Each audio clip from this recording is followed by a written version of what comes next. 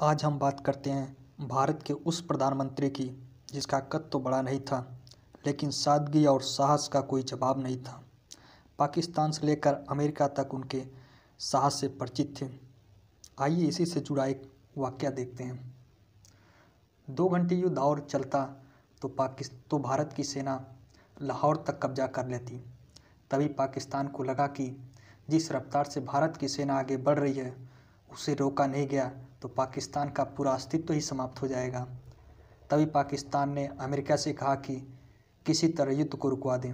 America जानता था कि शास्त्री जी इतना जल्दी से मानने वाले नहीं हैं, क्योंकि वो पहले भी 2-3 बार धमका चुका था। एक बार तो गेहूं को लेकर धमकाया था। आइए उस वाकया को देखते हैं कि गेहूं को लेकर क्या घटित हुआ था मामला।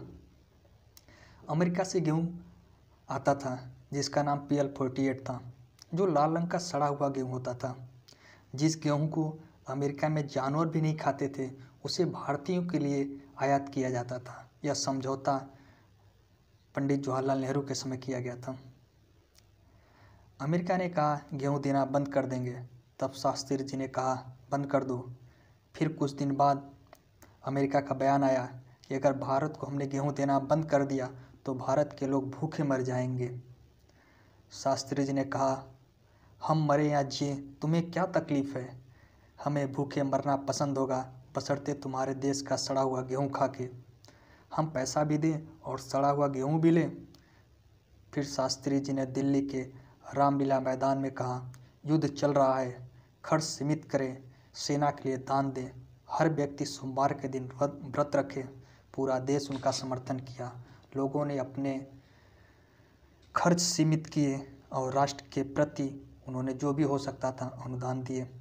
शास्त्री जी खुद इस बात को अमल में लिया। वे अपने सारे खर्च सीमित किए। शास्त्री जी खुद अपना काम स्वयं करने लगे, जैसे कपड़े धोना। उनके पास केवल 2 जोड़ी धोती और कुर्ता ही थी। हम समझ सकते हैं उनकी सादगी को। अपने इस खर्च को सीमित करने के लिए उन्होंने ट्यूटर को भी अपने घर बंद कर दिया। उनके घर में एक ट्यूटर भी आया करता था जो उनके बच्चों को अंग्रेजी पढ़ाया करता था। शास्त्री जी ने उसे भी हटा दिया पैसा बचाने के लिए। तो उसने कहा कि लड़के अंग्रेजी में फेल हो जाएंगे आपके। शास्त्री जी ने कहा हो जाने दो, देश के हज़ारों बच्चे अंग्रेजी में फेल होते हैं, इसे भी हो जाने दो, क्योंकि हमारी ये तो राष्ट्रभाषा नहीं है। अंग्रेजी तो हमारी भाषा नहीं है, ये दूसरे देश की भाषा है। इस बार फेल होगा, अगली बार इससे सही होगी तो ज़रूर पास होगा। आइए उनकी सादगी का एक और रहस्य जानते हैं। एक दिन पत्नी ने कहा धोती फट गई है, नई ले लीजिए। शास्त्री जी ने कहा तुम इसे सुई धागा से सिल दो। हमने वेतन लेना छोड़ दिया है, क्योंकि यह इस समय युद्ध काल चल रहा है और युद्ध काल में पैसा बचाना हमारा राजधर्म है, इसलिए तो हम इसी से काम चलाना पसंद करेंगे। मृत्यु के समय उनके बैंक की डिटेल देखी गई, जिसमें 365 रुपये और 35 पैसे थे। आज कोई कल्पना नहीं कर सकता कि ऐसे भी हमारे नेता हैं जो भारत के सर्वोच्च पदों पर आसीन होते हुए उनके बैंक में इतने कम पैसे। PM बनने तक उनका अपना घर तो क्या एक कार तक नहीं थी। बच्चों ने उलाहना दिया कि आप भारत के प्रधानमंत्री हैं, आपके पास एक कार होनी चाहिए। उस ज़माने में फिएट कार 12,000 रुपये में आती थी। सचिव से शास्त्री जी ने कहा कि बैंक में देखो हमारे कितना बैलेंस है। तो सचिव देखा उनके अकाउंट में 7,000 रुपये थी। शास्त्री जी 5,000 रुपये पंजाब नेशनल बैंक से उधार लिया और एक कार खरीदी। दुर्भाग्य से 1 साल बाद उनकी मृत्यु हो गई और लोन उसी तरह पड़ा रहा। इंदिरा गांधी प्रधानमंत्री बनती हैं। उन्होंने माफ़ करने की पेशकश की, लेकिन उनकी पत्नी ने कहा नहीं। उनकी पत्नी मना कर देती हैं और वे अपने पेंशन से 4 सालों में उस लोन को चुकाती हैं। इतनी बड़ी सादगी उनकी पत्नी में थी। शास्त्री जी के जीवन के उस भाग पर नज़र डालते हैं जो रहस्य ही रह गया, वो था ताशकंद समझौता।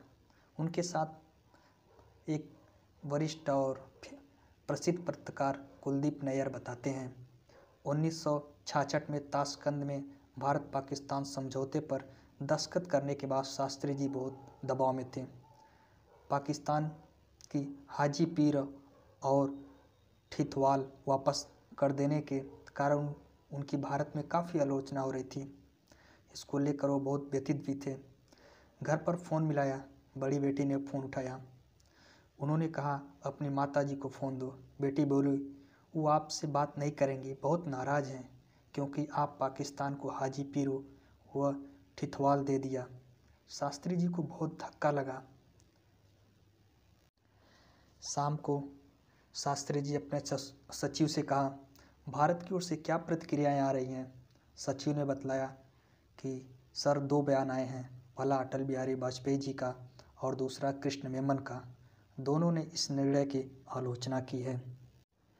कुलदीप नैयर बताते हैं कि शाम को भोजन ग्रहण करने के बाद वे एकांत में चले गए, अपने कमरे में जाके सो गए और उसके बाद की घटना क्या हुई उस पर पूरा देश चिंतित था। हुआ भी वही जो हम नहीं सोच सकते और अपने प्रिय प्रधानमंत्री को खोने का गम पूरे भारत को था।